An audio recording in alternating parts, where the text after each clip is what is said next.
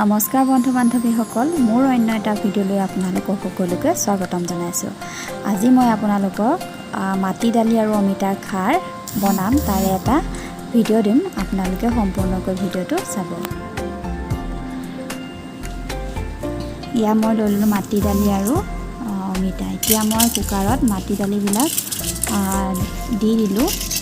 মই কুকাৰ ব্যৱহাৰ কৰিছোঁ, আপোনালোকে কেৰাহীও ব্যৱহাৰ কৰিব পাৰে। মই যিহেতু গেছত বনাম সেইবাবে কুকাৰতে দি দিলোঁ। মাটি দালিটো কুকাৰত এতিয়া দি দিলোঁ আৰু এতিয়া দি দিম অমিতা।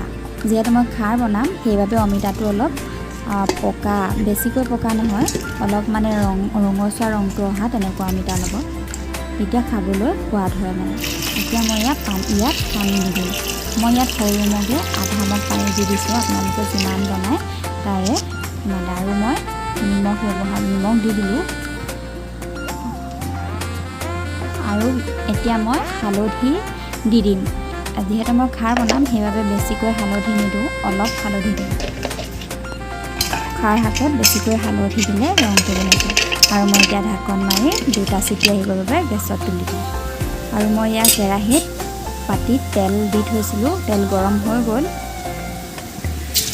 এতিয়া মই ইয়াত 5 ফোৰণ দি দিম।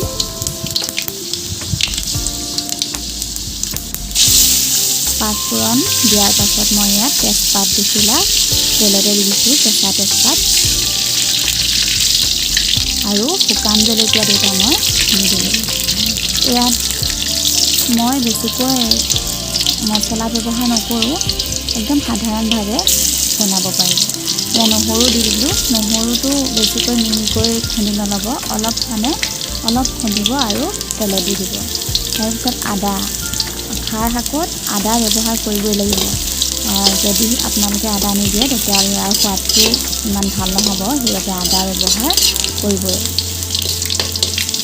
ইয়াত অকল নহৰু, আদা আৰু তেজপাত, জলকীয়া এইকেইটাই আজি ভিডিঅ'টো মই আপোনালোকক দিম। এতিয়া ইয়াৰ ৰং আহি গ'ল। ৰংটো অহাৰ লগে মই 2টা চিটি মাৰি ইয়াত কাঢ়ি থৈছিলোঁ অমিতা আৰু মাটি দালি। এতিয়া লাহে লাহেকৈ মই কেৰাহীত দি দিম।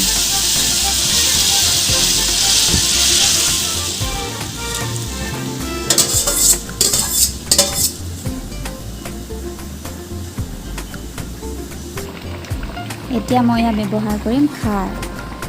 ইয়াক খাৰ কেনেকৈ প্ৰস্তুত কৰে মই আপোনালোকক অন্য এটা ভিডিঅ'ত দেখুৱাম। এতিয়া মই ইয়াত সৰু কাপে 1 কাপ খাৰ প্ৰস্তুত কৰি থৈছিলোঁ। এতিয়া মই বাতিটোত আধা কাপমান খাৰ ইয়াত দি দিলোঁ।